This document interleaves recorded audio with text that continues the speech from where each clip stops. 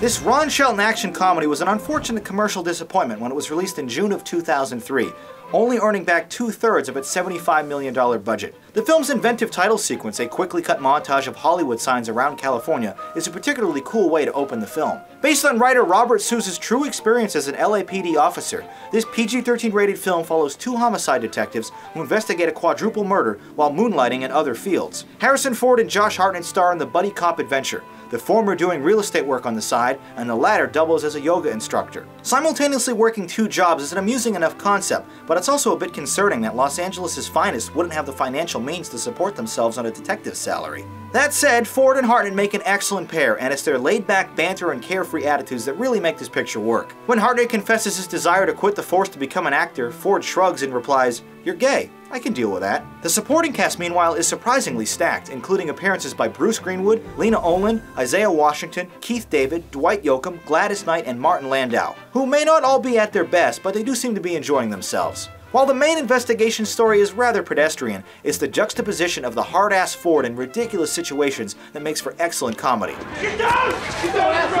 Get your TV, guys! Get behind your back! Get down! Don't come. Dude, we weren't stealing your car, man. We're repo guys. You kidding me? Nice shot, Slick. Now we gotta spend the afternoon booking car thieves, filling out paperwork. They weren't stealing it, Joe. What do you call it? Repo. Apparently you're behind on your payments. You assholes, get out of here. Get out of here! God damn it! Get out!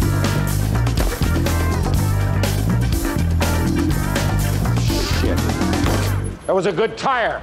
It's impossible not to laugh when he begins dry-humping the one-way glass during an internal affairs interrogation. Amusingly, Ford keeps taking real estate phone calls throughout the movie, even in the middle of an exciting high-speed car chase through the surface streets of Beverly Hills, which ends in a huge crash right out front of Mann's Chinese Theater here. The absurdity reaches its zenith when Hartnett commandeers a minivan with the family still inside, and an aggravated Ford borrows a pink bike from a little girl. The 116-minute movie really drags during the middle act, however, especially as the narrative is juggling so many moving parts and characters, but it thankfully all focuses together during the action-oriented climax. There's nothing particularly noteworthy about the music, editing, or cinematography, but they service the production well enough. A wonderful send-up of Los Angeles culture that makes great use of its Hollywood locations.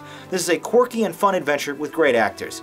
And fans of Harrison should have no problem watching this one at least once or twice. Hollywood Homicide is an underrated procedural with silly situations. I thought it was a pretty good film.